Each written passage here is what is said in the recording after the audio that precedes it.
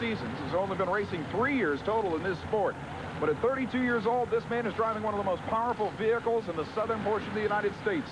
A supercharged, fuel-injected, 557 cubic inch Ford motor in an all-aluminum, hand-built aluminum body and chassis Jeep. Staged and ready, waiting for the green flag to come up. Brother Clement leads the line. He's on a good one. Straight and true. He gets sideways in the shutdown area, but that won't disqualify the run. The fans are going crazy here, too. And rightfully so. The Texas racer, one of the best runs of the night, and it came to pass that he did have enough power to make his own tracks going through there, Shelley.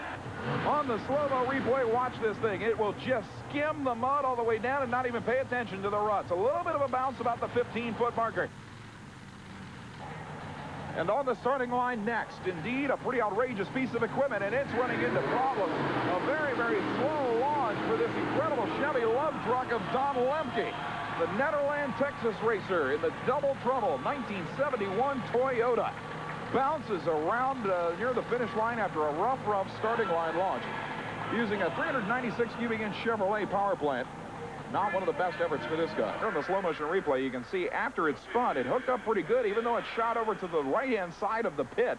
He managed to correct, keep it down in front, and take this extremely heavy 3,400-pound 71 Toyota through the finish line. The supercharged machine on the line. 468 cubic inches of blown Chevrolet. Supercharged, fuel injected, no nitrous oxide injection, but still 1,400 horsepower in this all-fiberglass early model Corvette Roadster. Early out of Walkerton, Indiana, always the crowd favorite, known for the wildest rides in the business. It'll either be #1 or it'll go sideways trying. More horsepower than anybody knows what to do with in this machine. It is like riding the wildest fucking Bronco in the state of Texas. The echo reverberating through the Houston Astrodome as Ernie waits for the green flag, and the supercharged Corvette leads the line on a good pass.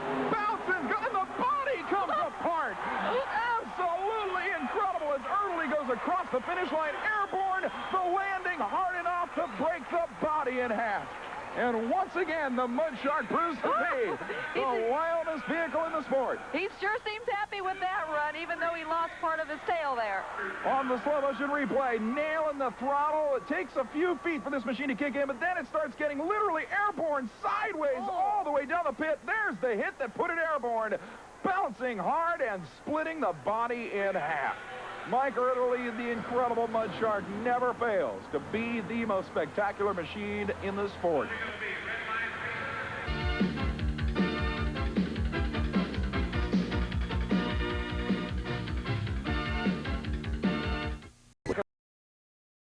The Houston Astrodome in Houston, Texas, and we are into demolition derby action as we kick things off with a 3-segment demolition derby contest that should prove to be pretty wild. And Shelley Herman, this is the ladies' competition. Well, I could believe it. I live in L.A. This looks pretty normal by L.A. standards. What's different about the women out here tonight? Well, nothing at this point. You know, you'll get a chance to see a tremendous amount of diverse machinery in the demo derby competition. But by far, the most popular types of vehicles in demolition derby racing today, which, by the way, is a pretty major sport, are Ford and Chevrolet station wagons. It looks like the number 27 Chevy wagon has an advantage at this point. The number 13 Black Widow of Carol Shanks also looks pretty strong. There it is. Good close shot of Carol. Now, there is a time limit in demolition derby racing. In this particular case, will be a 30-minute time limit. Oh, and Red Hot Mama sure took a hit. Like I said, the number 27 machine of Terry Gorby is looking real strong. There's the number 36. That appears to be a Buick station wagon, the Alameda, Texas Auto Parts sponsored machine, driven by Cynthia Ayler, and she's doing pretty good herself. Now, do they ever have teams of people that will purposefully gang up on somebody? Say if somebody looks like their car's in real good shape, a couple people team up and gang up on one person? Well, it's certainly an easy way to get another car out if you can put your efforts and 2 or 3 other people's towards it. But like I said, you've got to protect the front end of the car. The easiest way to put a competitor out is simply to hit them in the front end. And so far, the ladies, like I said, these girls do this quite often. They're not rookies by any stretch. The ladies so far have done a fantastic job of protecting the front end. Nobody has really been hit in the front end yet, except for the number 58 Cadillac. of Brenda Stenson, who looks like she is probably out of the action right now. Looking at the big Buick wagon, there's the number 58 Cadillac. It looks like it's... Oh, there's a great shot by the Black Widow of Carol Shanks. And there's another great front-end hit by the maroon machine that we talked about earlier, number 27, Terry Gorby. But look at number 13, the Black Widow, taking out the Chevy Monte Carlo. And there's the Black Widow doing it to number 23, Carrie Walker, making sure she's out of the show. But then the 86 Chevy Caprice comes right back around. Amber Gustafson manages to put a shot on Carol Shanks' front end in the big black Chevrolet. It's interesting to note that of the 5 cars still running, all but one is a station wagon. Now, what kind of safety features do these women have? I see they're wearing helmets. Indeed, they must wear helmets. The doors must be welded shut on these cars. In fact, most of them are welded shut and chained shut together. There you see the number 13 Black Widow of Carol Shanks making another good hit on the number 86 entry of Amber Gustafson. The last non-station wagon left in the field looks to be a Chevrolet Caprice of late 1970s vintage. Taking a big hit.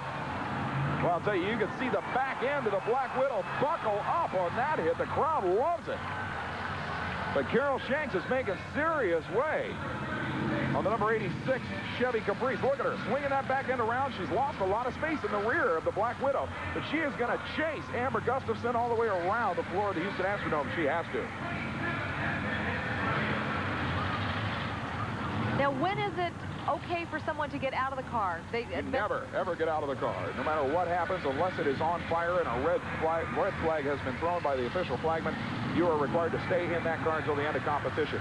You know, it's interesting. We see a couple of cars already so far that we thought were out of the competition that apparently were just sitting for a little while. The number 58 Cadillac, which we thought was out of the show, Brenda Stenson, is running again. It's running, but I think only on 3 tires. Yeah, it's got some serious front suspension problems, as you can see in that shot right there. And you can see a front-end hit has caused the car to start overheating. And now the number 95 machine of Christine Mazel puts a solid hit on the number 58 Cadillac of Brenda Stenson. Don't think the Coupe de Ville has long to go here, Shelley. I don't think so either. Well, these two have been going at it throughout this competition. The number 86 Caprice of Amber Gustafson, another strong hit, and the number 13 Black Widow of Carol Shanks have really been putting on a show here. It seems like a 2-woman rivalry going at it here. They're dancing around out there. The crowd definitely loves to watch the techniques used by these ladies. There's a solid hit by the number 27 machine of Terry Gorby that we were talking about earlier. Still, the Black Widow of Carol Shanks and Amber Gustafson's number 86, they're just going at it left and right out there. Look at those two. Number 95, a Chevy Malibu station wagon of Christine Mazel still running. Now, we started off with a field of 9 cars here. Is it advantageous? Whoa! That's the classic freeway hit there. Crunch. Is it more advantageous to start out with a certain number of cars or just however many you want to play? Well, the more cars you get at a playing field, the less speed you will get for impact because there's so many cars. Look at that, a 4-way crunch out in the center of the field. There you get a chance to look at it. And I think the number 58 Coupe de Ville and the number 5 Chevy station wagon. No, Brenda Pounds is out of it. Boy, these ladies are getting serious now. The crowd is loving every minute of it. It's amazing that these ladies have been able to come back. Ooh, major hit there into the number 5 machine of Brenda Pounds, who we thought was out of it. She managed to get the car fired back up, but you can see a lot of steam out of the radiator there.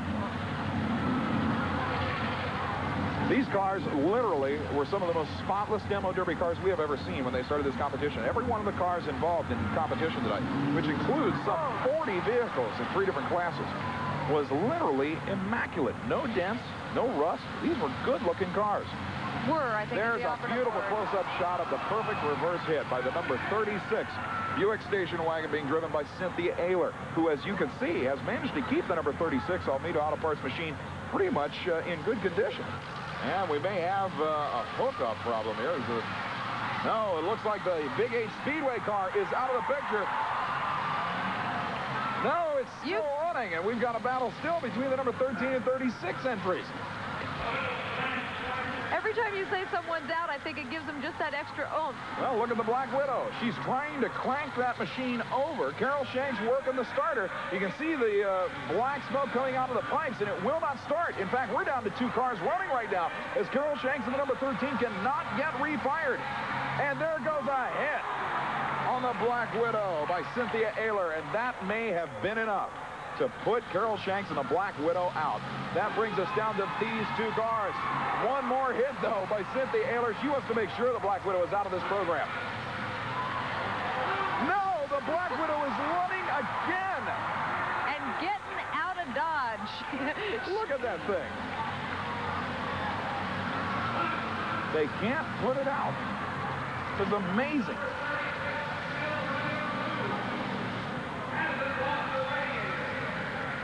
Cynthia Ayler in the red and white machine. You know, this has to take a tremendous amount of upper body strength for the women to be cranking the wheel like that. No question about it. And most of these cars have the power steering belts removed because it's just one more thing that goes wrong. It looks like we have reached the time limit, and the officials are out on the floor.